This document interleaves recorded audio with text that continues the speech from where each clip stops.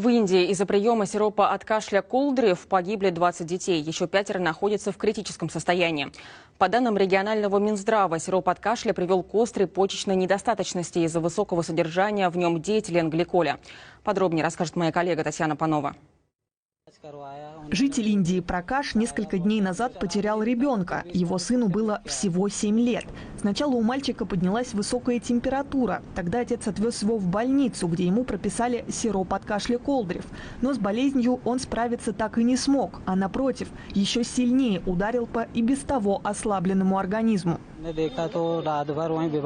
Я давал ему этот сироп в течение 4 дней, но он не приносил моему сыну облегчения. Поэтому я опять повел его к врачу. Через 2 дня у него началась рвота, и мы поехали в соседний город. Там мой сын был госпитализирован. Он находился на лечении с 24 сентября по 1 октября, и ему был назначен диализ. Диагностировали почечную недостаточность, но 2 октября он скончался. Среди погибших после принятия Колдрифа не только сын Пракаша, но и еще 19 детей. Трагедия, которой приковано внимание всей Индии, произошла в Центральном штате. Первую смерть там зафиксировали еще 2 сентября. По данным Министерства здравоохранения, сироп от кашля привел к острой почечной недостаточности, которая и повлекла смерть детей. Поздно вечером мы получили отчет о компании, которая производит сироп Колдриф. Согласно этому отчету, в лекарстве обнаружено 48% токсичных веществ. Правительству направлено письмо с требованием принять меры в судебном порядке. Главный министр здравоохранения штата распорядился запретить его поставки по всему штату. Мы будем принимать меры. Среди ядовитых веществ оказался и диэтиленгликоль. Обычно его используют при производстве смол, красок и клея. Как он попал в лекарство, неизвестно. После первых смертей несколько соседних индийских штатов также запретили продажу и использование сиропа.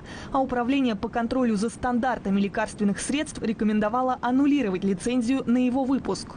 Это крайне прискорбно, что столько детей погибло из-за употребления сиропа от кашля. Министерство здравоохранения правительства Индии выпустило предупреждение об этом. Департамент по контролю за оборотом наркотиков штата Керала также издал уведомление о запрете продажи этого препарата на всей территории штата.